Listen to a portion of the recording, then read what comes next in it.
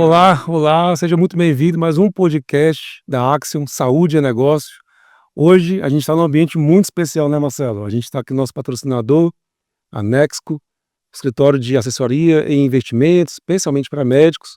A gente tem um grande prazer de ser parceiro e um grande prazer de estarmos aqui. Hoje eu estou com um convidado extremamente especial, uma pessoa que eu tenho o prazer de chamar de amigo, um cara que surgiu do mercado, cresceu. Hoje tem novos negócios. A gente vai falar com o Dr. Silvio Júnior, o CEO da Pseudorologia e Hospital Dia. A gente vai entender esse negócio e muito obrigado, Dr. Silvio, por estar aqui com a gente. Obrigado pela sua presença. Vamos lá, se apresente para a gente e vamos falar de negócios, né? Vamos lá. Eu que agradeço bastante a presença aqui, o convite de vocês. É uma honra para mim poder estar conversando com pessoas tão bem preparadas e que tão bem preparam outros empresários para essa jornada tão difícil que é empreender. É, Eu sempre falo que hoje em dia não tem mais como a gente empreender sem conhecer muito bem. Então, antes da gente tentar começar essa jornada, o ideal é que a gente se prepare para isso, aprendendo com quem já chegou aonde a gente pretende chegar. Assim a gente minimiza nossos riscos. com certeza. Obrigado, Dr. Silvio. Ó, Marcelo, Obrigado, tá caladinho aí. obrigado também a Nexco pelo espaço, né? Acho que a gente vai falar de vários temas aqui, do médico executivo, e então, assim, acho que tem bastante coisa bacana para ser discutida aqui hoje. Dr. Silvio, eu tenho curiosidade, eu acho que muitas pessoas que te veem na internet têm essa curiosidade também. Me fala aí, você é aquela classe normal, né? Filho de médico, neto de médico, nasceu rico, é isso, né? Gostaria bastante, mas não foi bem assim, não. Na verdade, da minha família, eu fui o primeiro médico a se formar médico, e eu venho de uma família classe média baixa. Meu pai era comerciante, ele era feirante, minha mãe dona de casa, e tem 2 irmãos, uma família daquela legal, muito carinho, muitos princípios, mas poucos recursos financeiros. Mas eu tive a sorte até de nascer nesse ambiente, pois pelo fato do meu pai ser comerciante, ser feirante, eu ajudava ele bastante, aquilo despertou em mim essa veia empreendedora, que eu acho muito importante, sabe. Acho que o nosso país peca em não estimular mais o empreendedorismo. Porque ali na feira eu entendi que a gente consegue trabalhar e fazer dinheiro, de acordo com as nossas habilidades. Você chegou a ir pra feira mesmo, você foi ajudar Sim, no ofício do seu pai nossa, ali. desde muito novo, desde 10 anos de idade até 10, 12, e aí fui até quando eu estava fazendo medicina, eu ajudava ele também. Mas o legal é que assim, ali eu conseguia conquistar os meus pequenos sonhos. Ah, Quando eu estava na quinta série, que a gente falava naquela época, né, do ensino fundamental, a minha mochila que eu comprei, que eu queria, foi com o meu próprio dinheiro. E eu devia ter o quê nessa época? 9, 10 anos. 10 anos, alguma coisa assim, 10, 11 anos. Eu estava bem novo. Mas ali eu conseguia fazer alguns meus pequenos empreendimentos, meus negócios, que, por exemplo, hoje a gente entende o que eu fazia. Na época eu fazia sem entender. Mas, por exemplo, eu fazia, com a ajuda da minha mãe, a gente tinha uma chacrazinha, então eu pegava goiaba, que sobrava goiaba, quem tem goiabeira em casa sabe o tanto que dá, né? Aquilo junta que vira uma coisa. Eu pegava aquele excesso que tinha ali e fazia, com a ajuda da minha, fazia doce de goiaba em compota, e eu preparava tudo, de pegar, colher a goiaba, levar, naquela época, os óleo de carro não era esse litro de plástico como hoje, era não sei se vocês lembram disso, mas era 1 litro, ele era meio de um papelão, alguma coisa assim, que você abria como se fosse uma latinha, né. Sei. Aquilo eu preparava tudo, ele lavava tudo, arrumava, condicionava, saquinho para colocar, e eu ia vender aquilo numa banca do meu pai, que era uma banca de fruta. E aí vinha aquela coisa, como é que eu ia vender doce numa banca de fruta? Quem foi à banca de fruta quer comprar fruta, não quer comprar doce. Quem quer doce vai na banca de doce. Então eu precisava convencer a minha cliente, né, que era a minha freguesa ali, eu chamava na época, de que seria bom que ela comprasse aquilo. Ela não estava pensando em comprar aquele doce, mas ela tinha essa dor lá, ela queria esse doce sim, e ela comprar ali. E aí eu gerava uma narrativa daquela criança que fez, que teve ajuda e tal, para fazer aquilo ali, eu falava como fez e tudo mais, então tudo aquilo fazia com que ela tivesse gerasse nela o desejo de comprar aquele doce, que ela não foi ali para isso.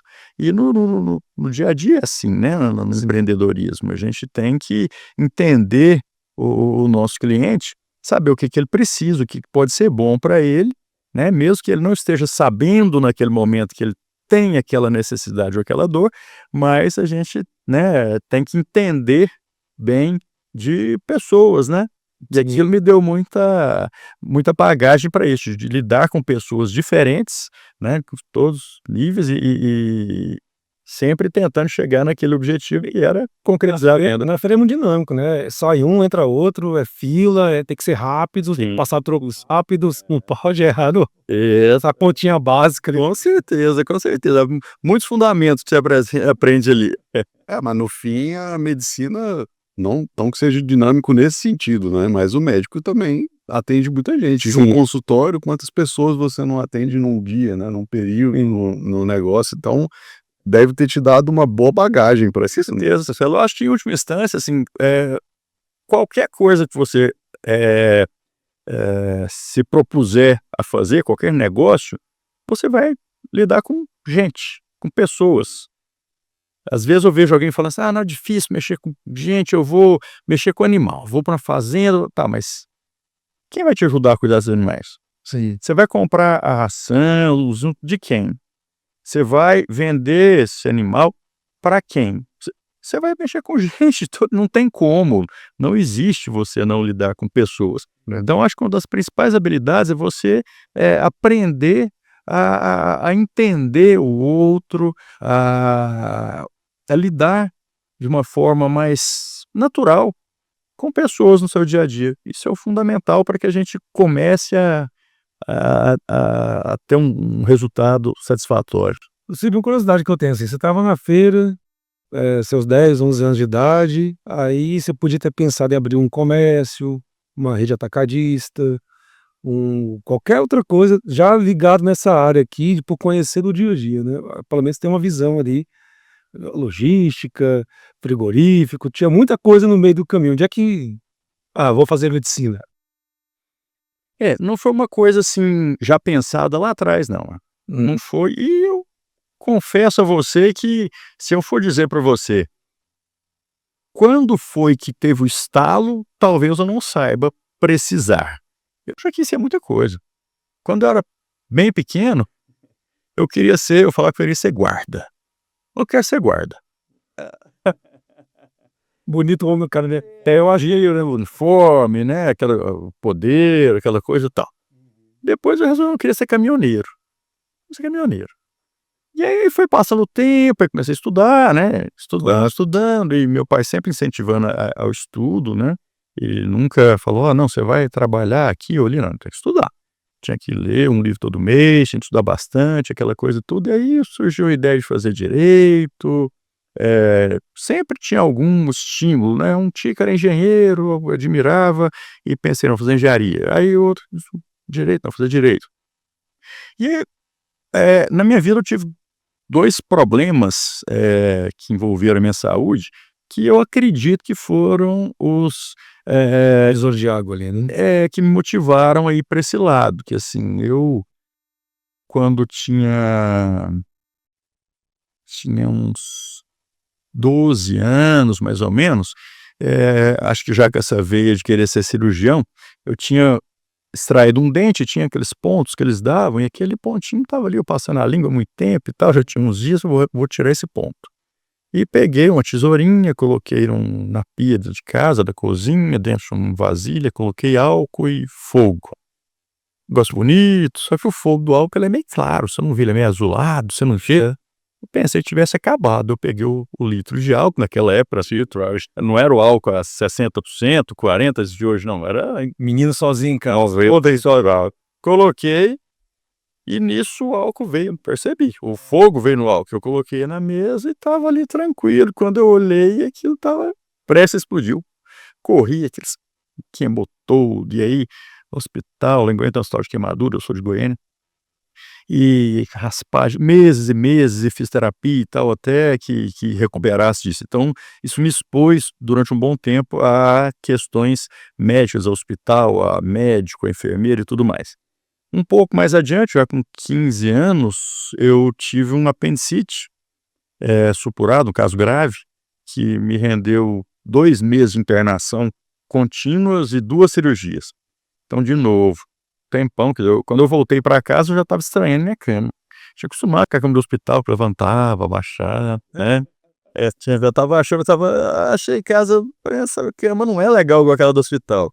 Então, eu creio que daí em diante, deve ter me despertado isso aí. Tinha uns parentes mais afastados, que tinham estudado Goiânia e tal, mas ninguém próximo, né? Talvez tenha me inspirado também. Eu sei que eu decidi fazer medicina, creio que por isso aí, e para ajudar as pessoas mesmo, e até hoje a gente, eu acho que é uma coisa muito nobre, sabe? Às vezes as pessoas dizem, não, o médico tem que ganhar mais porque cuida de gente. Não, cuidar de gente, todo mundo cuida de gente, né? E se for assim, o piloto de avião cuida mais do que o médico, ele está cuidando de 400 ao mesmo tempo. Se ele bobear, ele mata 400 de uma vez. O médico mata só um, o piloto mata 400. Né? E assim vai, o advogado ele tem uma pessoa que está presa injustamente ali, que se ele não for bom, ele vai deixar uma família acabar porque ele não conseguiu provar a inocência de quem está ali. Sempre cuida de gente. Mas essa questão médica, a gente está muito próximo do momento da doença, um momento de fragilidade, onde a pessoa, a gente, enquanto paciente, a gente entrega nosso bem maior na mão de uma outra pessoa na esperança de que ele resolva. Você deposita todas as suas fichas ali, né? Como dizem bastante, né? Você pode ter 1000 problemas, mas quando você tem um problema que envolve a sua saúde, que é um risco da sua vida, coloca sua vida em risco, você passou a ter um só problema. Você já não tem mais 1000 problemas, você tem que... Então a nossa saúde, e você saber que você pode contribuir nesse sentido é muito gratificante. Tem uma frase antiga, né, que médico é a extensão da mão de Deus na terra, né, que quando você precisa de uma cura mesmo, né? Sim. Às vezes é algo muito simples, uma febre, que aí você toma um remedinho, vai para seguir a vida, mas tem algo que a gente pede a Deus e recorre ao médico, né? Então é a extensão da mão, extensão, com certeza, isso mesmo. Então assim, a sua experiência como paciente te empurrou para a medicina. Essa longa estadia, né, nos hospitais. E como é que, aí voltando um pouquinho na ideia do seu pai feirante, você comerciante, como é que isso te trouxe visão estratégica para a medicina? Como é que você encaixou a sua fábrica de goiabada lá, Doce de goiaba. doce de goiaba, com a formação em medicina e, posteriormente, essa visão estratégica na área, né, de saúde? Marcelo, eu diria para você que é o seguinte, muita coisa foi intuitiva e muita coisa eu estava aprendendo na prática sem saber que eu estava aprendendo. A gente, naquela época, não vou dizer da minha infância, não. Vou dizer da minha época já de acadêmico de medicina e formado também, médico recém-formado. A gente não tinha, naquela época, oportunidades como da Axiom, fóruns que pudessem nos capacitar e nos ensinar fundamentos de como poder escalar uma profissão. Que eu vou até sair um pouquinho do que você me perguntou, depois eu volto, que as pessoas elas confundem um pouco, sabe, assim, a medicina com um sacerdócio. Pode ser, assim, eu acho que deve ser, a gente tem que sim pensar em sempre fazer o melhor, o possível e o impossível pelo bem do nosso paciente, pelo nosso próximo. Mas a gente não pode esquecer que essa é a nossa profissão. A gente se capacitou para isso, a gente fez um grande investimento para chegar nesse ponto. Hoje, um médico, entre fazer medicina e terminar sua residência médica, sua especialização, a gente está falando aí em praticamente 12 anos de estudo, não estou nem contando o que ele gastou para entrar para a medicina, não, né? O tempo, não, mas são 12 anos de preparação, de um tempo você praticamente não tem nenhum tipo de ganho, e que você, como todo mundo, tem suas necessidades básicas, você tem sua família, você vai envelhecer, você tem que garantir seu futuro, né, sua velhice, sua aposentadoria. Então a gente tem que pensar na medicina também como uma profissão, que é o que ela é, né? É muito bom quando a gente consegue chegar num ponto, num momento em que a gente tem uma independência financeira, e é isso que eu gosto sempre de colocar para os colegas mais novos que a gente está conversando, que aí você pode exercer a medicina somente pensando no propósito. Aí é muito bom, é muito tranquilo, porque os boletos já estão garantidos, aí está tudo certo. Mas para que esses boletos estejam garantidos, a gente tem que saber como proceder nessa caminhada, né? E isso é muito importante. Mas, voltando no que você me perguntou, eu aprendi com esses, por isso que eu disse tive a sorte com essa vida de comerciante do meu pai, e eu sempre tive alguns princípios, assim, não sei se por um pouco de ansiedade, que sempre fui muito ansioso, eu sempre ficava preocupado com o amanhã. Então eu sempre fui muito de economizar, de pensar em investir e tudo mais. E dentro da medicina, eu acho que a gente, eh, trabalhando com ética, que eu acho que a principal coisa que o médico tem que ter é isso, ética, sabe? A gente tem que pensar que a gente está trabalhando para ganhar dinheiro, para prover os recursos para nossa família, mas a gente tem que ter ética, não só na medicina, mas em tudo, né? A gente não é só na medicina.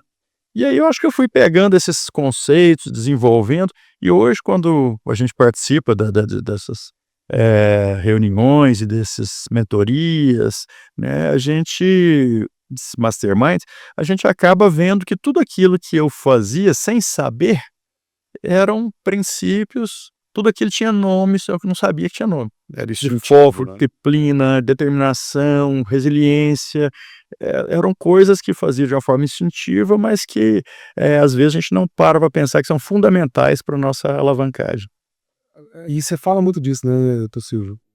O ponto do médico saber vender, eu acho que o limite ético está aí também. Mas tá em tudo, né, desde a negociação com o convênio, da contratação de pessoas, do melhor custo-benefício em Matmed, saber escolher o que é bom para ele e seguro para ele, para o paciente, enfim. Mas do tempo que você passou em consultório, do tempo que você liderou vários médicos, a gente vai falar aqui da Ceuta e o Ceuta agora, mas qual é onde está esse ponto cego do médico, dessa veia de saber interpreender no próprio consultório ali? É, a gente tem uma regra geral, o médico tem uma crença limitante relacionada à venda. Uhum. Acho que não é só o médico. Acho que a nossa sociedade, ela entende o vendedor de uma forma errônea. Ela pensa no vendedor como um cara chato que está me fazendo comprar uma coisa que eu não quero, que eu não preciso, só para que ele ganhe o dinheiro dele. E não é bem assim. Eu entendo o vendedor como uma pessoa que vai, o bom vendedor, como uma pessoa que vai me vender algo que eu preciso. Então ele vai me ajudar a entender que eu preciso daquilo, ou não, e que aquela solução vai ser interessante para mim. Se ele conseguir fazer isso, ele me ganhou, ele me cativou. Por quê? Porque depois da venda, eu vou falar, nossa, aquele cara me passou uma coisa muito boa, eu precisava disso, mas eu nem sabia que eu precisava, mas olha quanto isso está me ajudando hoje. E na medicina, especificamente, por essa questão de sacerdócio, então dinheiro é uma coisa, mais no passado, mas hoje ainda bastante, uma coisa assim que parecia que não linkava. Não se pode falar em dinheiro. O médico, durante muito tempo, ele teve vergonha de falar o valor do trabalho dele, do serviço dele. Fazia toda a consulta, não, doutor, mas quanto vai ser? Não, esse aí você vai ver com a minha secretária. É comigo, não. Assim, não, eu não posso falar dinheiro. Falar dinheiro é uma coisa, por que não, né? Então a gente entende, eu entendo que a venda em todos os aspectos da vida da gente, ela existe na medicina também. A gente faz venda o tempo todo, a gente está vendendo o tempo todo. Eu vendo os meus princípios para os meus filhos, porque se eu não fizer isso muito bem feito, a rua vai fazer isso, e eu não sei quais princípios a rua vai ensinar para eles. Né? Então eu preciso, né, de ser um bom vendedor para fazer com que meus filhos comprem esses princípios que eu julgo serem os melhores para ele, que eu não sei se eu estou correto também, mas já que Deus me colocou para cuidar deles, eu tenho que achar o que dentro do meu conceito é o melhor e vou passar para isso, é venda. Sim. Eu tenho que me vender para minha esposa como, né, um bom marido, eu tenho que tratá-la bem, eu tenho que fazer tudo, porque isso é venda. Estou vendendo essa parte para um amigo, mesma coisa. Eu não vou, se eu quero ter você próximo a mim, como amigo, que eu gosto de você, eu tenho que me mostrar uma pessoa bacana para você também, porque senão você não vai querer ser meu amigo, isso é venda. E na medicina não é diferente. Então, eu vejo que alguns colegas, eles são muito bons tecnicamente, muito bons de prática, mas eles não sabem se vender, porque eles acham essa palavra feia, falam, não, eu não me vendo, eu sou médico. Como que se o paciente tivesse que adivinhar ou descobrir que ele é bom de alguma forma. E hoje, principalmente, pelo fato de não existir mais aquela escassez de médico que existia no passado, Sim. Isso já não é mais verdade. Hoje a gente tem uma gama muito grande de profissionais bons e profissionais ruins. A prova do ENAD prova isso aí, né? Tá ali, né? Não precisa dizer nada. E aí como é que o paciente vai saber quem é o bom e quem é o ruim? Ele não vai ter como saber isso. Sim. E hoje, nos dias atuais, a nossa luta é por visibilidade, por atenção. Então, às vezes, o profissional ruim, ele tem mais atenção, ele consegue se vender melhor do que o bom. E é o que eu converso muito com alguns colegas que são muito bons e que não sabem fazer se mostrar para o quão bom ele é, né? E eu falo, olha, você não está sendo bom para ninguém. Porque você não está ganhando dinheiro, então você está sendo ruim para você, para sua família, para seus filhos e tudo mais. Tudo bem, mas você pode pensar que você está sendo bom para a população? Não, você está sendo péssima para a população. Você está impedindo que eles tenham acesso a um médico tão bom quanto você, porque você tem receio de se expor, você tem receio de parecer que você está querendo que as pessoas venham consultar com você para que você ganhe dinheiro. Mas isso é uma verdade, você formou para isso, seu trabalho é esse. Você quer que as pessoas que precisem venham até você para que você consiga solucionar, resolver os problemas dela e, consequentemente, ganhar o seu dinheiro. Então, não tem nada errado nisso. Então, eu falo em venda de uma forma muito natural e, às vezes, alguns colegas ainda ficam um pouco assustados com essa palavra venda na medicina. Mas eu acho que ela é normal em todas as áreas. Mas deixa eu beber dessa fonte mais um pouquinho, Marcelo ia falar, mas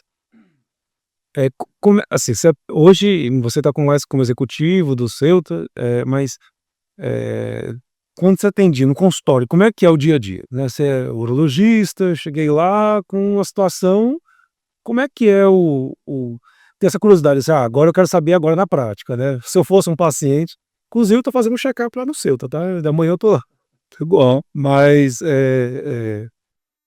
falando assim abertamente, cara, não tô com um paciente, tá com uma situação cirúrgica, como é que vou fazer uma vasectomia, cara?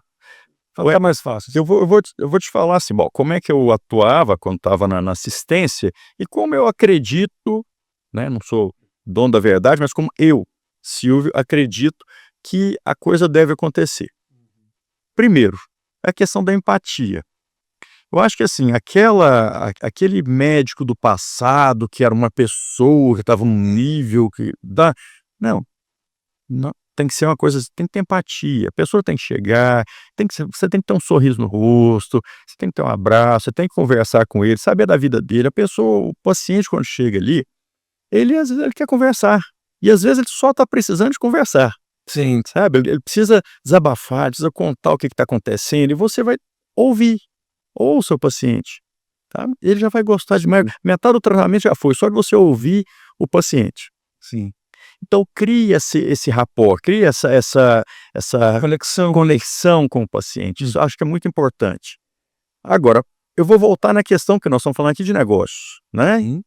A ideia é Saúde é negócio. medicina e negócios, como é que a coisa está linkada, né? Então eu vou dar um exemplo que eu sempre dou, que é eu como urologista, é um exemplo de urologia. Eu sempre digo o seguinte: imagina que no seu consultório chegou um paciente de 50 anos de idade e que esse paciente tem uma micose peniana, né? Ele está com uma coceirinha, alguma coisa, chegou lá para isso. Essa é a queixa principal do paciente. Ele resolveu ir lá por conta disso. Eu vou examinar, vou ver que é aquilo, vou passar uma pomadazinha para ele e vai resolver o problema dele. Ele pode ir embora para casa, está tudo certo, finalizou a consulta. Mas eu preciso ser intencional. Esse paciente tem 50 anos de idade, é homem, e eu sei que está na época de fazer exame de próstata. Não me custa nada perguntar para ele: você já fez exame de próstata? Você está com 50 anos de idade? Não, doutor, não fiz ainda. Eu vou explicar para ele o quão importante é ele fazer isso aí. Eu estou pensando no bem dele, mas estou pensando também em venda. Eu vou vender para ele, eu vou usar essa palavra, não sinta, é proposital, usar ela várias vezes. Sim. Eu vou vender para ele os exames que ele vai fazer do check-up. Ele faz os exames, volta para mim com esses exames, e analisando os exames eu vou ver que existe um risco, uma suspeita de um câncer de próstata. Eu vou explicar para ele, tá aqui, e ele vai precisar fazer agora uma biópsia de próstata. Também estou pensando o melhor para ele, ele precisa disso, mas estou pensando em vender para ele a biópsia de próstata. De novo eu ganhei dinheiro, e o paciente fez isso. Aí o paciente volta para mim com o resultado dessa biópsia, e por uma infelicidade, confirmado, câncer de próstata. Eu agora vou vender para ele a solução, que é a cirurgia. Vou operá-lo para tirar esse câncer dele, e vou resolver a vida dele. Pensei de novo no bem dele, e pensei na venda, estou querendo vender a cirurgia. Esse paciente vai ser eternamente grato a mim, porque ele chegou no consultório com a coceira no pênis e eu curei ele de um câncer de próstata, que se eu não tivesse pensado em venda em toda a jornada, eu teria deixado ele descobrir esse câncer futuramente, talvez já numa fase em que não fosse mais curável. Então você vê como a gente consegue vender, mas vender o que o paciente precisa, vender o melhor. Eu estou vendendo ajuda, estou vendendo solução, certo? Então eu pensei em todo momento em venda, mas eu nunca perdi o foco no que o paciente precisa. Agora, se um médico qualquer, vou pegar um outro exemplo, chegou um paciente de 35 anos de idade, uma queixa qualquer, e ele pede uma avaliação prostática para esse paciente, não, esse médico é antiético, esse médico deveria perder seu CRM, porque esse está pensando em ganhar dinheiro exclusivamente, ele não está pensando no paciente. 35 anos você não precisa fazer exame de próstata. Então, salvo por uma queixa, salvo por com incidências realmente efetivas. Sim, um problema prostático que pode ter enjoda com a prostatite, alguma coisa, tudo, mas é outra coisa. Eu digo avaliação de rotina prostática a partir de 45, 50 anos de idade. Então, assim, se você só não pode colocar o dinheiro antes.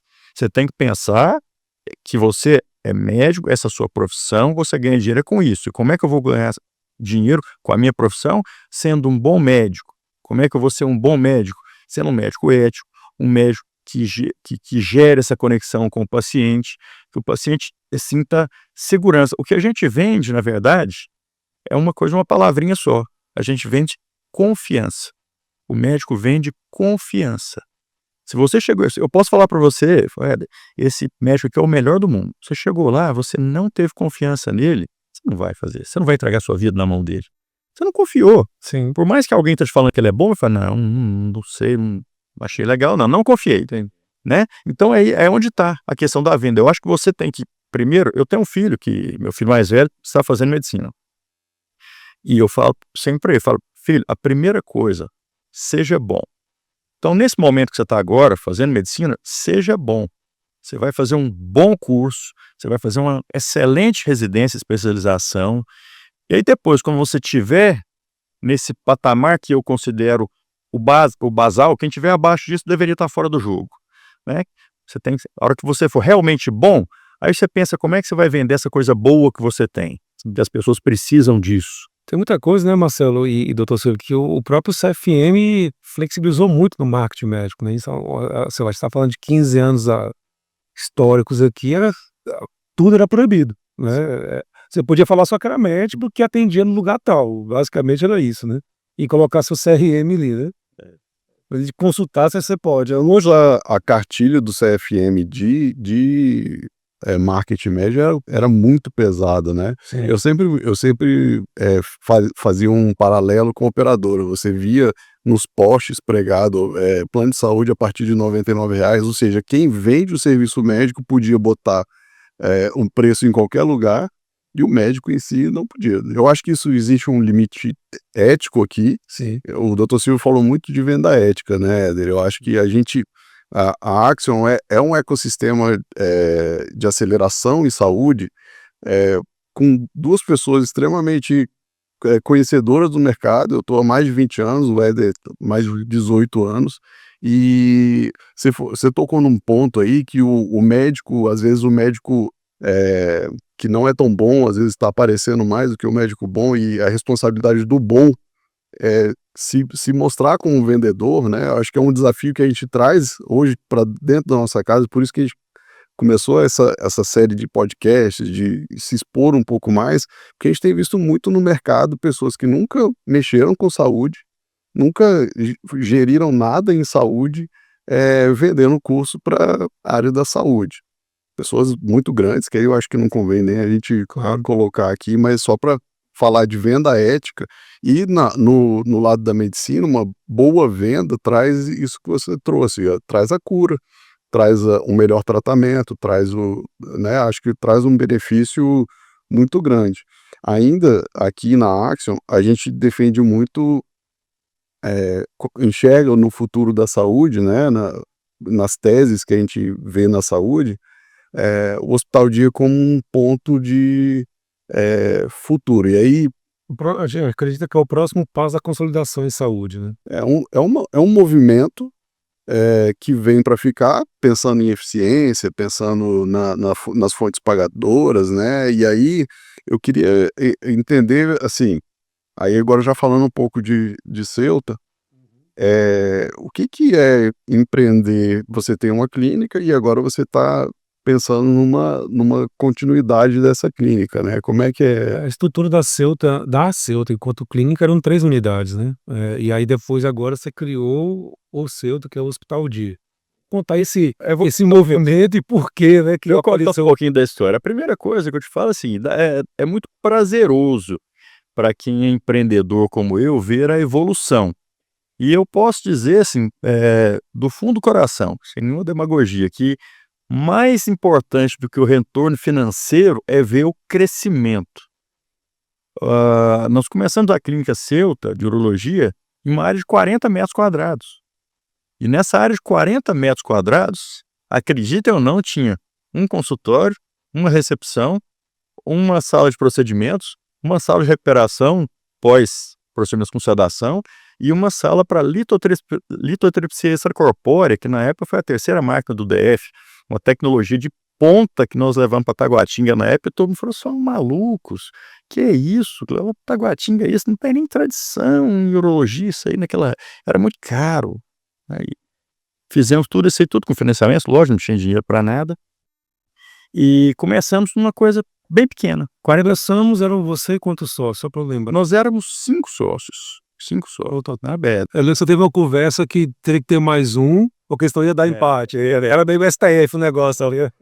Ué, se você ficar me dando corda aí, eu vou longe aqui contando. Tem muita história para contar, Que as curiosidades que eu não vou deixar passar. mas é verdade. Então vou voltar um pouquinho.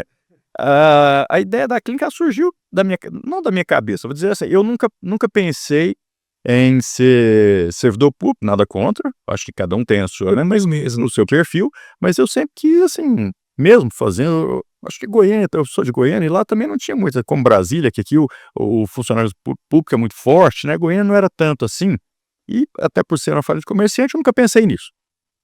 E eu terminando minha especialização em Goiânia, estava no meio do último ano, um colega meu chegou de São Paulo, que é meu sócio até hoje, Rosenval, e eu falei, olha, eu tô indo para Brasília, se terminar aqui eu tô indo para lá, se você quiser ir comigo, ele comprou a ideia, bora. Aí nós chegamos, procuramos um outro colega que já estava estabelecido na região, na época, ó, nós vamos montar aqui a melhor clínica de urologia da região e do DF. Nós vamos ter tudo aqui, isso. E ele também comprou a ideia. Ele falou, não, então, bora, tô junto, só que tem um outro colega que tá junto comigo aqui e eu preciso levar ele junto, ele tá me acompanhando e tal. Aí eu falei, mas aí complicou. Porque agora nós ficamos em 4, né? 4 não dá certo. Sociedade de 4 dá empate. Não tem jeito não, ou sai um ou entra o outro. A gente vai ter que arrumar um, e daí só vai dar um, a sociedade firma certo. Cada um vai subir seu rumo aqui. Eu sei que aí nós falamos, então tem que arrumar outro. E fomos atrás, eu nem conhecia o Paulo, que é um outro sócio meu até hoje também, estava em São Paulo, falou, não, tem um Paulo que é um cara assim, legal, tal, vamos lá. Aí fui lá, conversei com ele, conversamos com ele, ele topou também. O pessoal, não sei se eu sou muito bom para convencer, ou tá todo mundo doido naquela época, maluco, que eu chegar e falar, olha, eu tenho só uma ideia, nós vamos fazer isso aqui, deixa eu te falar, a dívida é assim, é de tanto. Eu posso falar até número, né? Na época a gente fez um investimento, isso em ano 2000, quando nós começamos a funcionar em abril de 2001. Mas o investimento naquela final do ano 2000 era de R$1,5 milhão. Naquela época. E você comprava vários apartamentos. Você está falando hoje de quase uns 8 milhões, né? 8 a 10. 8 a 10 milhões. Isso para quem não tinha nada, né? Eu Tinha um CPF, né? Um CPF e um sonho. CPF. Mais 4 malucos. Mais 4 malucos juntos. Então, assim, aí era tudo assim. O equipamento era garantia. Nós compramos sala, que hoje eu vejo como um erro, né? Hoje eu aprendi mais, quer dizer, Imobilizar, né? Melhor deixar o dinheiro no negócio, não no imobiliário, né? Mas comprando imóvel, comprando máquina, só essa máquina de eletripsia, na época o dólar estava quase que 1 para 1, era pouca coisa, mas só essa máquina foi $360 mil, na época era muita grana, e um monte de coisa. Então, assim, era uma loucura, na verdade. E aí, pegamos para trabalhar ali, mas era trabalhar mesmo, igual gente grande mesmo. Nós passamos 3 anos sem tirar 1 centavo de nada. Não estou falando de distribuição de lucro, não. Os nossos honorários, ou tudo que era produzido, investido ficava lá para pagar tudo. Ia pagando. Tinha coisa demais para pagar. Nós precisamos trabalhar só com dinheiro. Então eu cheguei ao ponto de trabalhar em 13 lugares. 13. O meu senador, esse número 13 é o da sorte. Então vamos baixar para 12, então vou passar para 14. Você deve estar esquecendo de fazer isso agora, né? Você devia vender goiabada, depois de goiaba aí. Tem uma margem, eu fazer esse parênteses, quando a proposta, a gente vai fazer time sheet lá, vai dar 13 dinheiros lá na empresa lá, não, ou é 12.900, ou é 14. Hoje em dia eu tô preferindo botar 14. 14 que é melhor. Sério, eu começava assim, eu posso falar todos que eu lembro, todos. Eu começava em Goiânia, a minha semana, eu morando aqui. Nessa época, eu trabalhava no hospital de urgência de Goiânia, como cirurgião geral, dava plantão domingo à noite. A noite inteira acordado operando. Naquela que não tinha residente, não tinha ninguém, não tinha outros hospitais em Goiânia. Urgência do centro-oeste, assim, da região do Mato Grosso, Goiás, tudo era hospital de urgência. Operando a noite inteira, pegava o carro de manhã, às 7 eu tinha que ser um pouco mais cedo lá, fazia com meus colegas lá, eu trabalhava um pouco mais, para o outro trabalhar no meu horário de manhã, porque às 7, 8 horas eu tenho que estar entrando em Lusiânia, que eu dava um outro plantão no regional de Lusiânia. E aí no Gama eu trabalhava em 2 lugares, no Valparaíso eu trabalhava em 2 lugares, no Guará eu trabalhava em um lugar, em Taguatinga eu trabalhava então, para 3 lugares, para poder sobreviver. E dava pouco dinheiro, mas é o que eu tinha, né? Então, eu falo muito isso, assim, você tem, para qualquer área, se você tem o que te dá muito, você pega, se você não tem, você pega o que você tem. Mas sempre pensando em melhorar, né? A gente vai estar no Hospital Dica, de desvio bastante. Mas você acha que hoje, eu não posso deixar de perder esse momento, você acha que hoje a internet deixou o pessoal mais preguiçoso da medicina? Ou assim, porque a gente olha a tua história, sacrifício, né? Sacrifício, mas em cima de sacrifício, pagou um preço e saiu do outro lado. Você acha que esses gurus da internet falam, faz aqui que você vai ganhar mais dinheiro, sabe? Essa vida mais.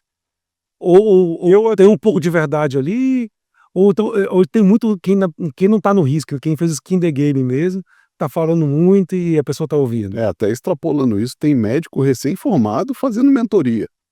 Ah, é. Aprenda com quem nunca fez, hein?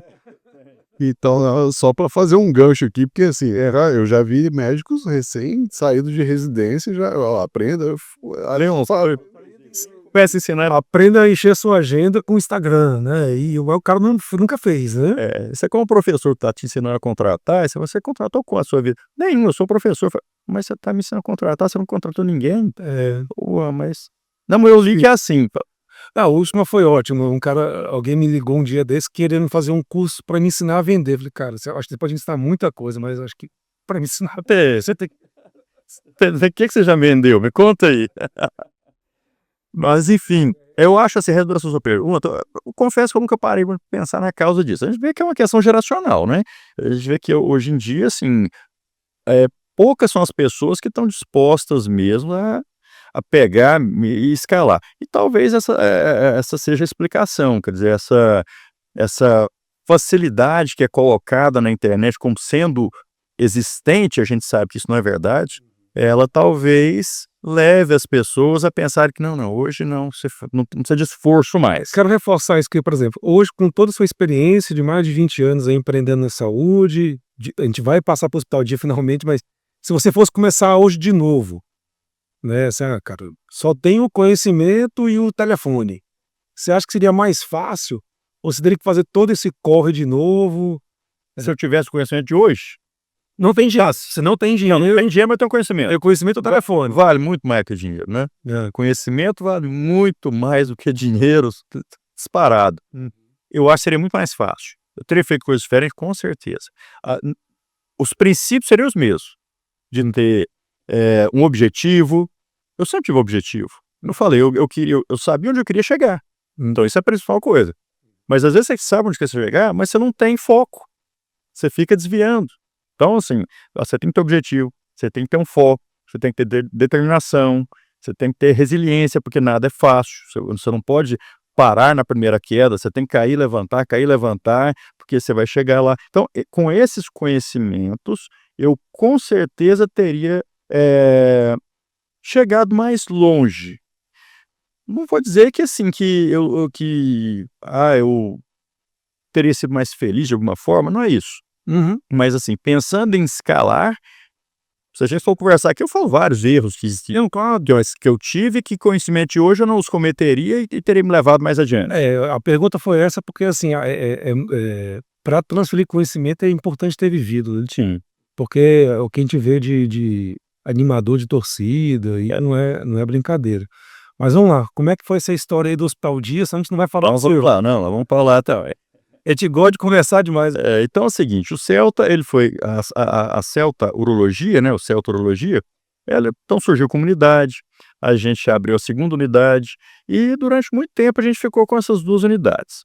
Até que em determinado momento nós resolvemos dar uma escalada, abriu uma unidade na Ceilândia também, que a gente era só Taguatinga, abrimos uma Asa Norte e achamos que assim, como a gente tinha ficado muito tempo, já estava mais de 15 anos, na região de Taguatinga, região ali, Águas Claras e Samambaia, tudo que está em volta ali. Região sul de Brasília. Isso, a gente tinha uma tradição muito grande naquilo. E nós resolvemos ir para fora e vimos que assim, não estava tendo aquele resultado que a gente imaginava, né? E aí nós resolvemos abortar isso aí, fechando essas unidades e mantivemos as iniciais. Com o tempo, já com quantos anos? Uns 18 anos já da clínica, você vai ficando mais velho, você começa a diminuir um pouco o seu ritmo de trabalho. E aí, pessoalmente, eu comecei a achar que eu estava ficando muito parado. E eu queria fazer alguma coisa diferente. Eu queria um novo desafio. Aquele desafio nesse Seu jargão, né? Queria arrumar um problema. Aí acabei arrumando um problemão, porque eu queria um desafio mesmo, eu queria uma coisa que me motivasse a começar de novo. Eu não queria só continuar, eu queria um grande desafio. Falei, bom, O que eu entendo, mais ou menos, é medicina, é saúde, é empreender nessa área. O que eu gosto também é isso. Eu vou me lançar um desafio maior. Eu vou tentar dominar todo o processo, porque até então eu tinha meus parceiros, que eram os grandes hospitais, né? Então eu fazia toda a metade da jornada era comigo, a outra metade era na estrutura do parceiro, onde a cultura não era a mesma minha, onde os processos não eram os mesmos que eu gostaria de ter implementados. Eu falei, não, eu vou fazer uma coisa que eu possa dominar toda a cadeia, toda a jornada, que eu coloque a minha cultura da consulta inicial até a alta final do paciente. Estacionamento é alto, né? Do estacionamento alto, exatamente. E aí eu falei, vou estudar alguma coisa sobre isso. Porque eu não queria um hospital. Porque um hospital já tem vários. Por que que alguém deixaria os hospitais tradicionais que ele já vai, tanto cirurgiões como pacientes, para ir num hospital que eu estivesse começando? Eu não queria alguma coisa que realmente fosse acrescentar para a nossa sociedade. E eu, nos meus estudos, eu vi que fora, né, tanto Estados Unidos quanto a Europa, uma coisa que melhorou muito a saúde pública deles foram o que eles chamam de Ambulatory Surgical Centers, que são centros de cirurgia ambulatorial, que aqui no Brasil a gente chama de hospital-dia. Mas no Brasil, essa história de hospital-dia é algo que ainda está um pouco incipiente. Confunde-se muito, muita gente chama hospital-dia uma estrutura simples que se possa fazer um antibiótico sem internação, uma quimioterapia, pequenos procedimentos, coisas mais simples, né? Seria uma estrutura muito acanhada, vamos dizer assim. E não é isso que representa esses centros de cirurgia ambulatorial, né, na Europa e América.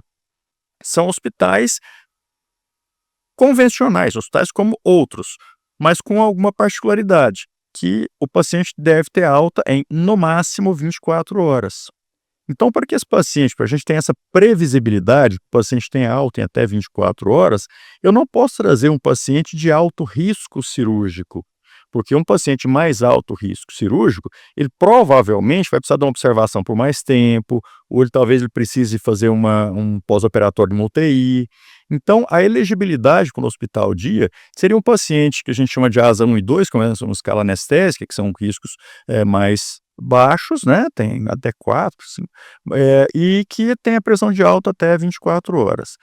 Assim o paciente entra. E foi onde eu pensei, não, eu quero um hospital desse. Por quê? O que é que isso tem de bom?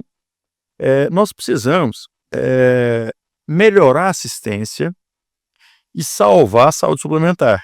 Sim. Nós estamos num momento que assim, as coisas estão complicadas, porque o custo da medicina, da saúde, ele aumentou muito.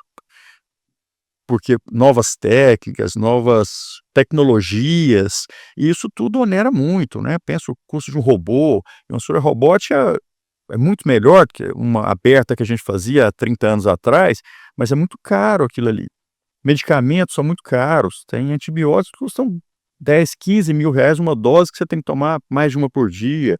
Então, ficou muito caro, mas muito mais resolutiva. Só que isso levou a régua muito para cima. E a operadora de plano de saúde, ela também é uma empresa, ela também tem que ter seu lucro e tudo mais, e ela precisa aumentar o custo na ponta para o cliente não está podendo pagar.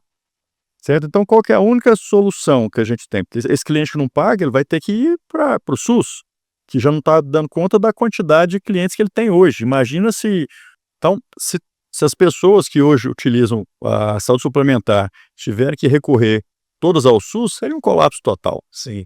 Então, o hospital-dia, ele vem para ajudar nisso. Como? Reduzindo custos de duas formas.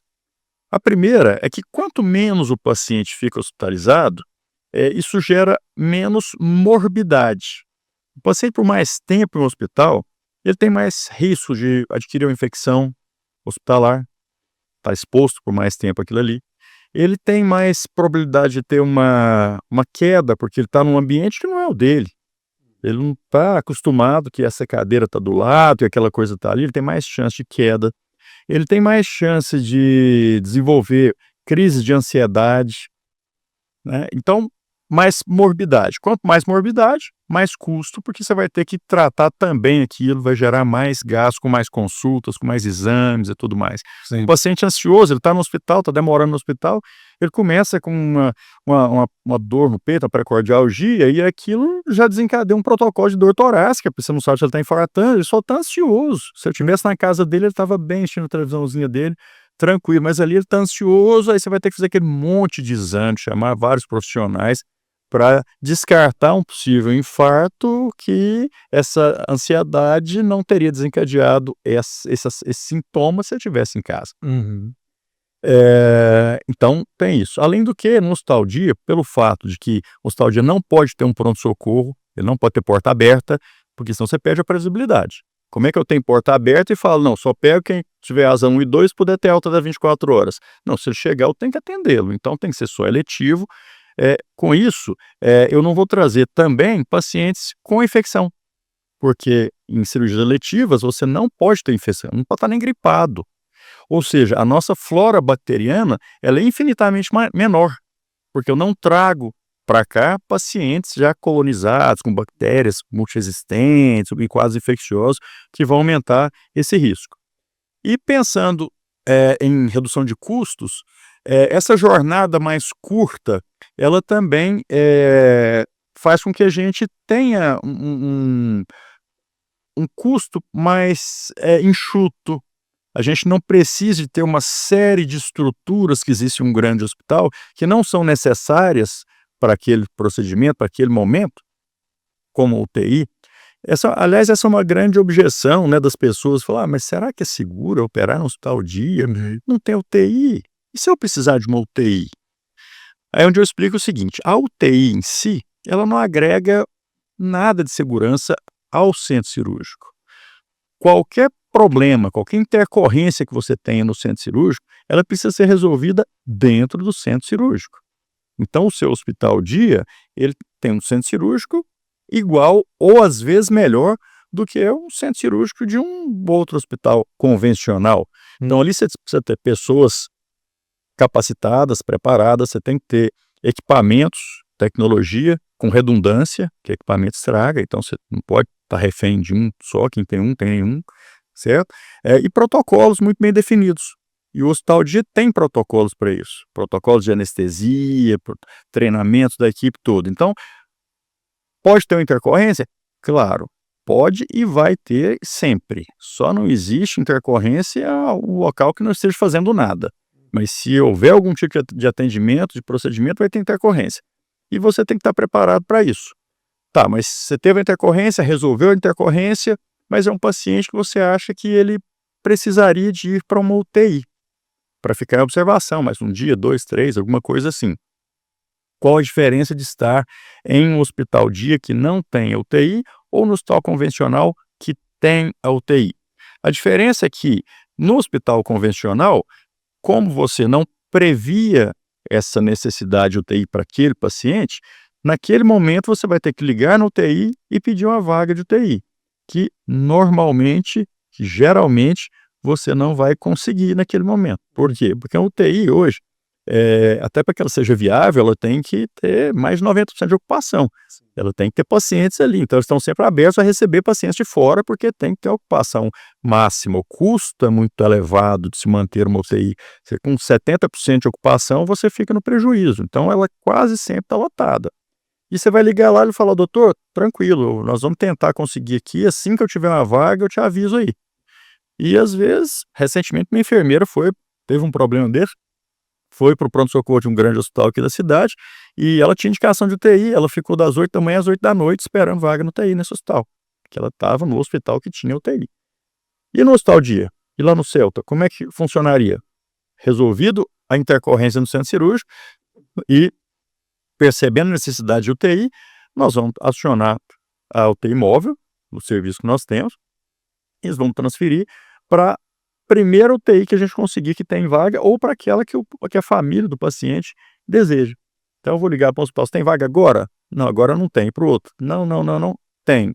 Eu vou colocar dentro de meia hora, ele está nesse hospital lá, dentro da UTI. Meia hora dentro da UTI, De né? porta a porta. De porta a porta, certo? Então, a gente pode dizer que talvez seja até uma vantagem, porque eu não sou obrigado a esperar a vaga aqui, eu vou para onde eu tiver mais rápido isso aqui, ou para onde a família, às vezes a família foi para um hospital X, que ela fala, isso é para uma coisa simples aqui e tal, mas se fosse UTI, eu não queria desse hospital não, eu queria de outro, certo? Então ele vai ter a oportunidade até de falar assim, tendo alguma coisa, não, doutor, eu quero a UTI do Cira, do Einstein, não sei do que, tá, você vai levar para onde você quiser, né, para onde você achar melhor. Mas acho que uma informação que você trouxe, acho que um argumento muito legal que você trouxe é assim, não tem UTI. Não, mas o problema do centro cirúrgico tem que ser resolvido dentro do centro cirúrgico, né? Você não continua o tratamento, você estabiliza o tratamento. Ninguém vai sair com o paciente parado para reanimar no UTI.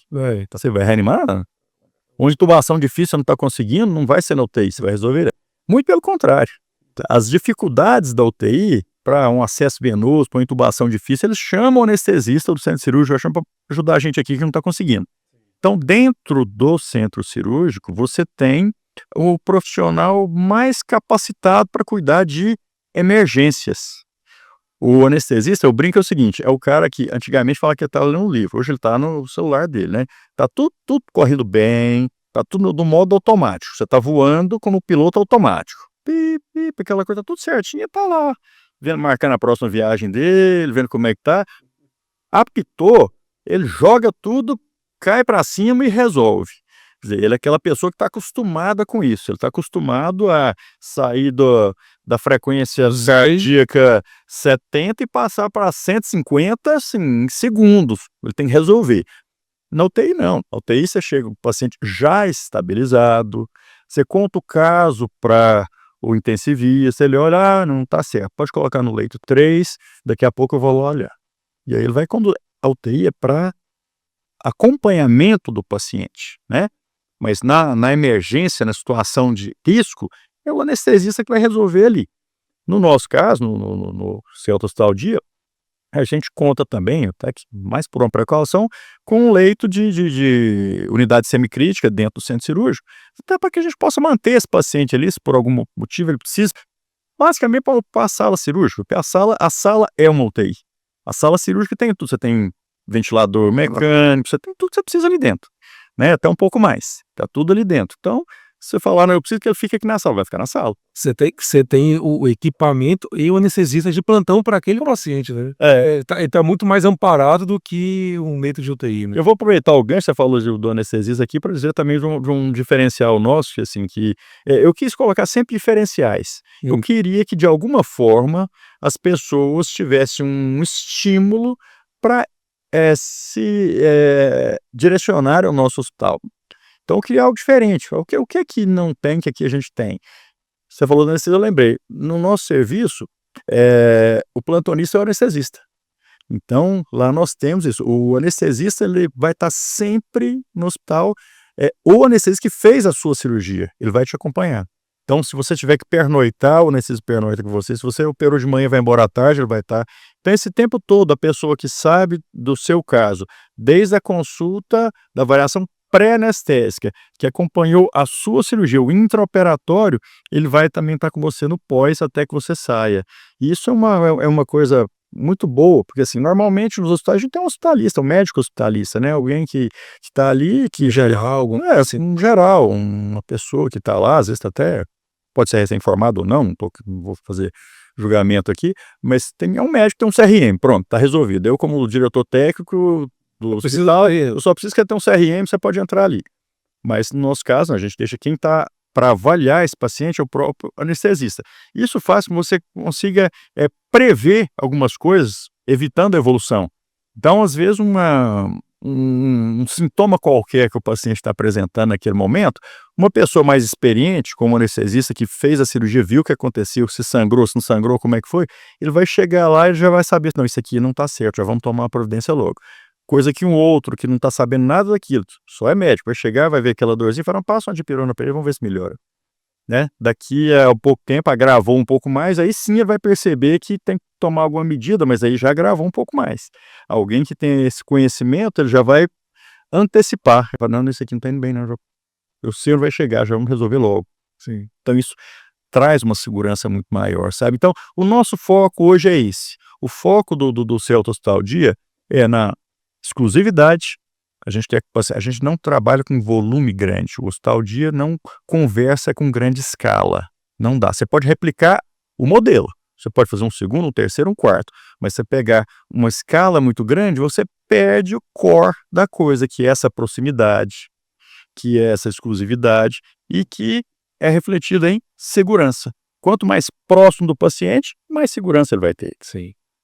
Sim, acho que um ponto importante também que você trouxe é que assim, você conseguiu fazer essa transição de carreira para ser o executivo desse momento que agora o Hospital Ceuta passa, e você lidera isso com bagagem e exclusividade, né? São duas coisas e disponibilidade também de estar ali e de executar esse negócio. São coisas que muitos médicos não têm, né? Muitos médicos ou estão numa fase que não tem bagagem, tem até tempo, mas não tem bagagem, ou tem bagagem, mas não tem tempo, né? Você conseguiu conciliar isso muito, né? Foi um dos motivos da gente ter desenvolvido a formação de executivo em saúde, né? E reconhecido pelo MEC. Eu acho que é a única do Brasil hoje que tem esse selo do MEC em saúde, né? E é como uma extensão. Muito nos Kinder Game, muito com pessoas que têm essa história, que tem essa. Cara, é assim que faz, é assim que evolui. Você percebeu muito. Eu sei que você tem uma equipe maravilhosa, a Thaís está ali com você, conheço demais, a equipe muito bem formada, mas isso não é uma realidade do mercado, né? Por onde você já andou, ou com colegas que você já conversou, acho que a maioria está manco nesse trato de ter alguém, ou ser, ou ter alguém executivo no dia a dia da operação. Você acha que faz diferença, não faz? É um pouco de sorte? Ter pessoas Ou junto a você, ou ser ou ter, né? Se preparar para, né? Pagando ou sendo, né? Ou qual é a diferença ou qual a importância que deu isso na Ceuta, que para você ter hoje o Hospital Dia, né? Éder, é o seguinte, eu acho que eu agradeço muito a Deus inicialmente, assim, porque ele sempre colocou pessoas boas no meu caminho, como vocês. Eu gosto demais de conversar, aprendo muito com vocês. E eu acho que a gente vai tentando buscar essas melhores pessoas e trazer para próximo de você. Agora, o que eu sempre falo é o seguinte: como você vai saber que essas pessoas são boas se você não souber o que elas precisam entregar, Uhum. né? Então, é o que eu converso muito com alguns colegas que às vezes perguntam, né, eu não vou fazer esses cursos não de capacitação, esse negócio não, porque não, eu vou contratar alguém, ele faz lá, fala, cara, mas você tem que saber, até pra você saber o que você pode pegar dessa pessoa. Primeiro, pra você poder contratar bem. Se eu não sei o que a pessoa tem que fazer, como é que eu vou saber se ela é boa ou não para que eu a contrate? Só pro currículo? Sei, né? E depois, na gestão, ele vai me trazer alguma coisa que vai trazer o meu financeiro, ele traz lá uma folha de papel escrita alguns números, lá tá aqui, seu financeiro está pronto. Se eu não sei o que é um DRE, um DRC, alguma coisa assim, como é que eu vou pedir para que ele me faça isso, para que eu entregue, para possa analisar? Eu vou ter que aceitar o que ele está me passando como sendo o máximo que pode ser entregue naquela situação, já que eu não sei mais que aquilo, e eu vou estar muito mais limitado na minha gestão. Então, hoje eu falo isso muito para os colegas, falo, olha, você precisa aprender, talvez não tão a fundo, porque você vai ter pessoas que eu não acho que alguém tem que ser como não sou, alguém tem que ser especialista em tudo, não. Mas eu, como diretor executivo, CEO, o nome que é que dê, mas eu, assim, vou usar assim, o responsável por qualquer coisa que der errado, então eu tenho que saber o que cobrar. Fazer perguntas, tem que saber fazer perguntas. Se eu não souber nada disso, se eu não tiver me capacitado nesse sentido, como é que eu vou poder liderar alguém que eu não sei o que ele deve fazer? Não tem jeito. Acho que se eu não souber o que eu preciso, como é que eu vou chegar no meu objetivo, né? Não tem jeito. Então, por isso, hoje eu falo muito assim, e muitas vezes eu vejo esse erro que a gente percebe demais nas pessoas, que não sei se, acho que não é só na medicina, mas principalmente na medicina, que a pessoa, o médico se forma e ele pensa o seguinte: bom, eu já tenho todos os skills, as habilidades que eu preciso. Eu sei, eu sei operar, eu sou cirurgião, eu sei operar, eu opero muito bem, eu sei se eu resolvo, tal, tal, tal. Cara, isso aí, assim, para você conduzir o seu negócio, isso não resolve. Tudo bem, você é um ótimo médico, você vai precisar saber algumas coisas ainda de marketing, de outras coisas, para que você possa escalar como pessoa física. Mas se você se propuser a ter um CNPJ, que grande parte se propõe, sem saber nada de gestão, cara, erro total. Às vezes, mas eu não tenho dinheiro para investir nisso. Eu falo, não, peraí, cara, você tem sim.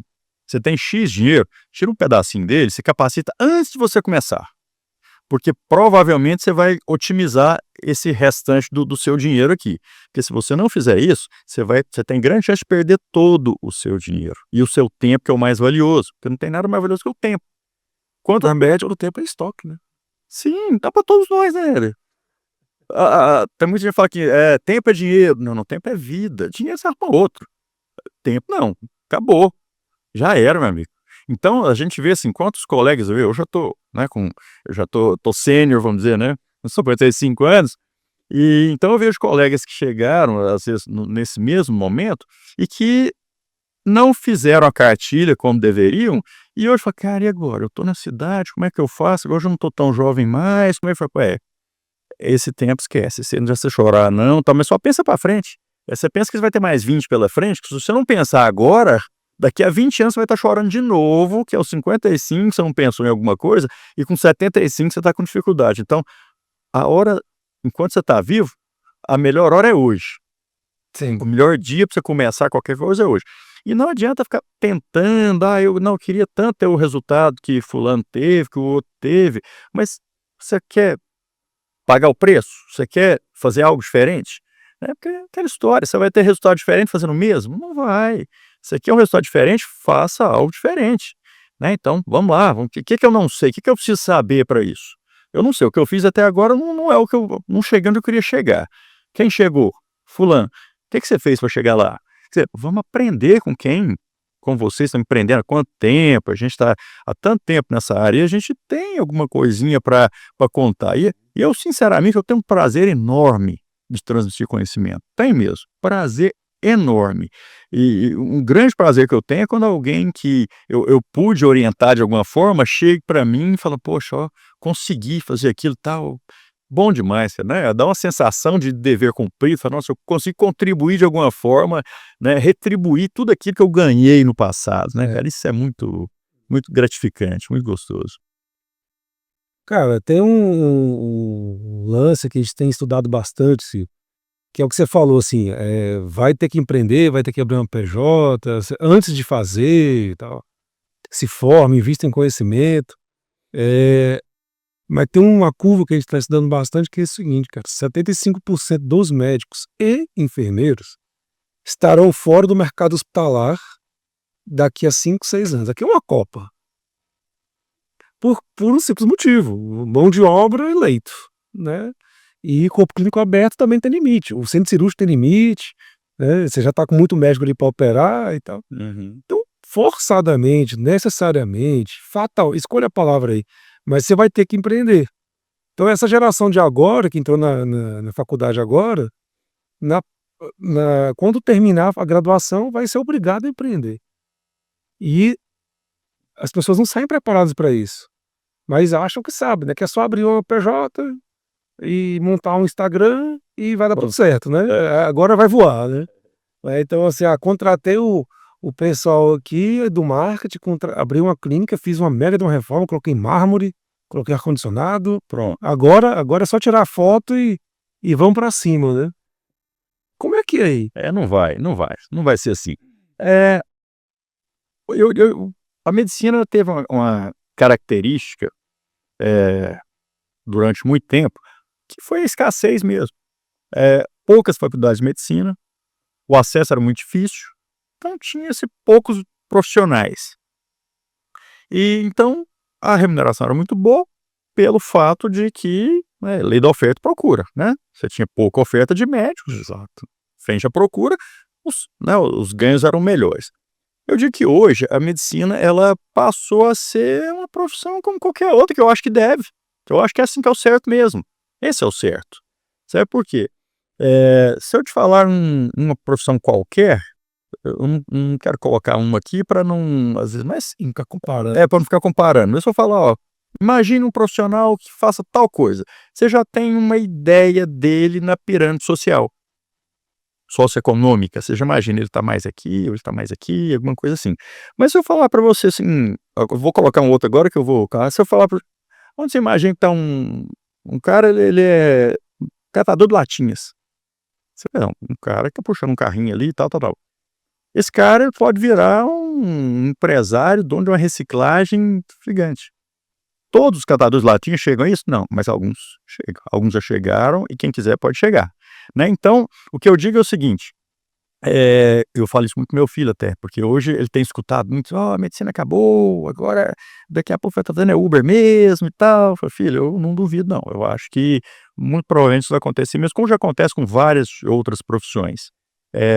Mas o bom profissional, o profissional bem capacitado, ele vai sim conseguir, o resto da vida ele vai conseguir se destacar sim. Então vocês precisam se preparar. Então, no caso do médico, a primeira coisa é a preparação técnica. Você tem que ser um bom médico. Depois disso, como você falou, você vai ter que empreender. E na hora de empreender, você tem que saber empreender. Você tem que estar capacitado para isso também.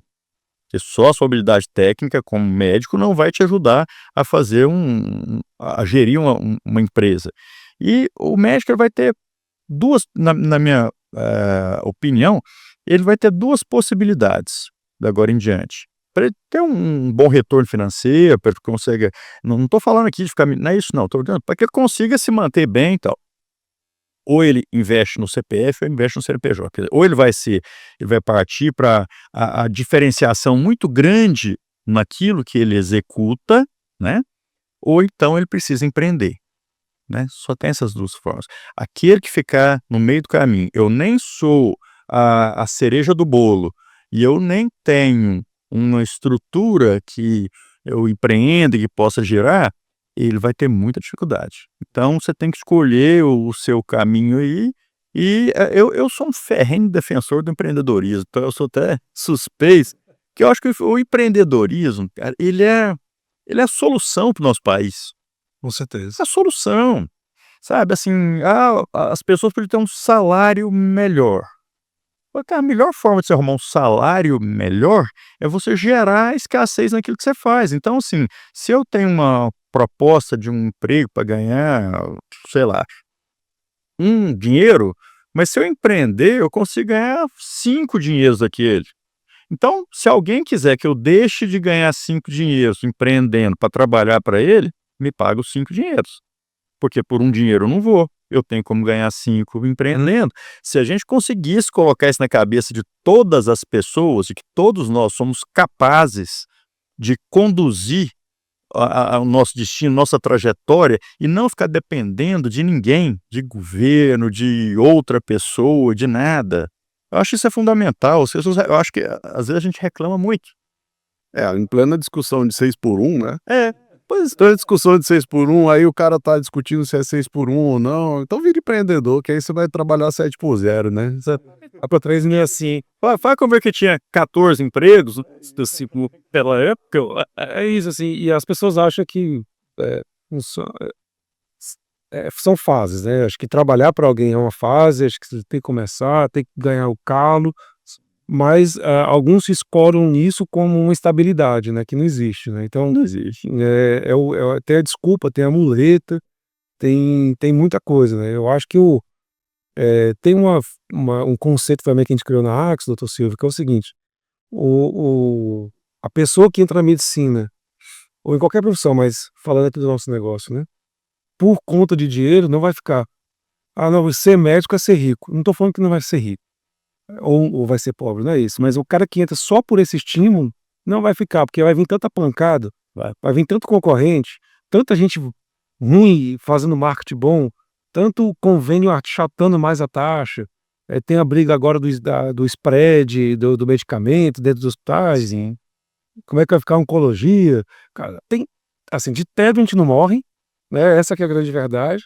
Mas quem entra por grana, só pela grana, só achando que porque é médico vai ficar rico e não é pelo um propósito, ensina o negócio, não vai aguentar a pancada do dia a dia. Tá certíssimo. Assim, eu falo aqui, se alguém quiser fazer medicina só para ganhar dinheiro, desista. Sabe, tem coisas muito melhores. Não perde seu tempo fazendo medicina, não. Tem coisas melhores para ganhar dinheiro. Você quer ganhar dinheiro? É dinheiro mesmo, dinheiro é outra coisa. O médico... Dinheiro troca de mão, né? Sim. E olha, eu vou falar por mim mesmo, assim, você sabe que eu tenho né, outras coisas fora da medicina, que é onde meus investimentos, né, de imóveis, com outras coisas que eu faço, e assim, eu posso falar pra você, ali eu consigo ganhar muito mais dinheiro, certo? Dinheiro por dinheiro tá ali, né? Se eu quiser ganhar dinheiro, é melhor eu focar naquilo ali, e não ficar focado na saúde, assim, sabe o quanto é difícil, assim, pra gente empreender na saúde da medicina, um hospital, o quanto de regulamentação que existe, né, tem muito, tudo te breca, você tá na convênio, você tem isso, tem aquilo, você tem um monte de coisa, então assim, você não consegue escalar tanto contra outras áreas, então você tem que querer, você tem que gostar, você tem que gostar. Vou fazer medicina porque eu gosto de medicina, vou empreender na saúde porque eu gosto disso aqui, que aí a coisa eu acho que linka, sabe? E assim, o que você fazer com o seu dinheiro depois, investir em sei lá o que, em Bitcoin, o que você quiser fazer, você vai o que você quiser. Exatamente. Eu te abri esse podcast falando da Nexo, né? E a Nexo tem esse negócio, assim, eu acho que o médico tá cada vez ficando mais artesão, né? Muito eu empresa mesmo, a maioria, né? E eu acho que um bom planejador financeiro faz muita diferença, né? Se o cara construir um patrimônio para ter paz dentro do consultório, para ele não se arrolar em dívida, para não estar pensando em faturar para pagar o cartão que é rotativo, para o cartão com cheque especial, é isso que vai fazer, né? Então, eu acho que essa construção da pessoa física agora na medicina é cada vez mais evidente, né? Ele tem que ter esse conforto financeiro, e nem tô falando de riqueza, né, Marcelo? Mas assim, esse conforto de, cara, todo dia, meu patrimônio tá sustentado, eu consigo pensar em novos projetos da pessoa física. Acho que essa conversa vai muito para aí, né? Essa construção da pessoa ter essa segurança financeira pessoal, né? Eu falo muito em independência financeira. Eu acho que isso é a palavra que eu falo. Olha, eu pensava nisso, quando eu pensava que eu tinha um objetivo, que eu te falei, não era assim, eu vou chegar até tal lugar, não. Porque eu não sabia isso mesmo, até onde Você eu nem chegaria. enxergava lá atrás, né? Nunca enxergava até onde eu chegar. Aliás, eu pensava muito menos. Eu queria falar, não, se eu tiver um apartamento em 3 quartos, um carrinho do ano, na época era um Gol, uma coisa assim, tá? Puder viajar uma vez por ano para uma praia com minha família, pagar as continhas de capó, tá? Excelente. Venci na vida. Venci na vida, check, é isso aí. E não quer dizer que se eu tivesse chegado nesse ponto, eu teria vencido, sim. E eu cheguei até esse ponto aqui, eu considero que eu venci. Se eu tivesse ido mais além também, porque eu acho que não existe um ponto onde que todos deveriam chegar. O meu é um, o seu é outro, Marcelo é outro. Eu aprendi uma frase com o Leno Aristóteles agora. O Everest muda de tamanho de acordo com o seu sonho. Então você vai mudando a história. Sim, com certeza. Acho que as pessoas, um chegou até aqui, sucesso, outro chegou aqui, é sucesso também, outro aqui é sucesso também, que não é mais sucesso e mais sucesso, não. O meu sucesso é aqui, o seu aqui, o do outro é aqui, e tá tudo certo, tá todos bem. Mas assim, por isso que eu falo independência financeira, que pro médico eu falo assim, é aquele momento em que você pode ficar mais sossegado e falar, não, agora eu vou atender. Minha consulta tem que durar 1 hora. Então eu não vou mais atender esse plano de saúde que me paga R$60 a consulta, porque eu teria que atender 10 consultas em 1 hora e não dá, eu vou atender só isso aqui ou só aquilo ali, porque eu quero fazer, eu não preciso desse dinheiro para pagar aquele boleto ali. Então isso é muito importante. Mas voltando ao que você começou, eu acho que empresas como a Axion e a Nexo são fundamentais. Assim, não é porque eu estou aqui na presença de vocês, não, mas eu falo, quem me conhece sabe que eu falo isso para todo mundo mesmo. Porque o aprendizado, ele é muito importante. Eu falo isso para meus filhos sempre. Não tem nada mais valioso do que o que você sabe aqui. Então, o que a Axion faz? Ela ensina o profissional de saúde a como sair dessa corrida dos ratos.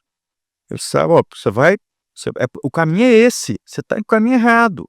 E quando esse profissional chega lá e consegue ter esse retorno financeiro, ele precisa ter anexo para ajudar ele, porque às vezes ele tem essa capacidade também de saber aonde que agora eu vou colocar. Primeiro eu precisava de alguém que me ensinasse como é que eu ganho. Agora eu preciso de alguém que me ensine como é que eu invisto. Sabe? Então, Tu perpetua meu patrimônio. Isso, eu acho que isso é muito importante, sabe?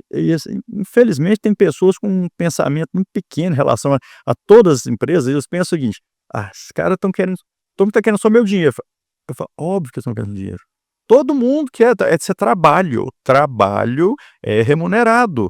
Então, quando eu quero um paciente, eu quero fazer o bem para ele, assim como vocês também querem fazer o bem para quem está chegando aqui, mas você quer ser remunerado por aquilo, obviamente, né? A pessoa ela não entende que por trás daquele business tem um ganho fundamental que é, né, no conhecimento que eu vou ter para sair desse ponto que eu estou e chegar no outro ponto ali que eu desejo. Eu preciso de alguém que saiba me levar até ali, que pegue na minha mão e que me mostre o caminho. Por isso que, né, tanto a Axiom quanto a Nexo, acho que são empresas que se completam nessa jornada, né, do empreendedor, do profissional de saúde que está meio perdido.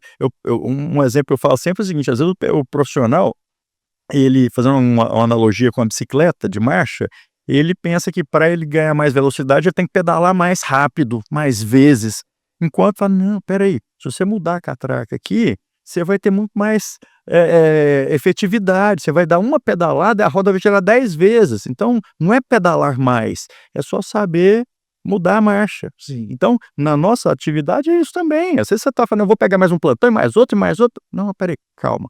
Vamos ver aqui. Deve ter um jeito mais eficaz de você fazer isso, né? Sem se matar. Porque isso aí é receita para você infartar, pra você ter um problema, um burnout, alguma coisa assim. Com certeza. Então, acho que o Silvio fechou bem a sinergia entre a Axiom e a Nexco. Obrigado, eu ia falar disso mesmo. Putz, sensacional. Acho que assim, ó, vou até apresentar o grupo Nexco aqui, que recebeu tão bem a gente, né? Que eles são um ecossistema completo, criado para proteger, estruturar e impulsionar o crescimento do patrimônio de seus clientes. Então, o Silvio colocou bem isso, né?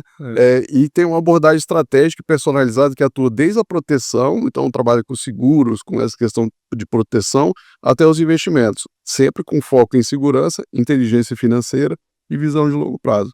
É muito sinérgico com a gente, né, cara? É incrível que a Axiom vislumbra a perpetuidade do negócio, Do CJ. e a Nexco tá focado na PF, né?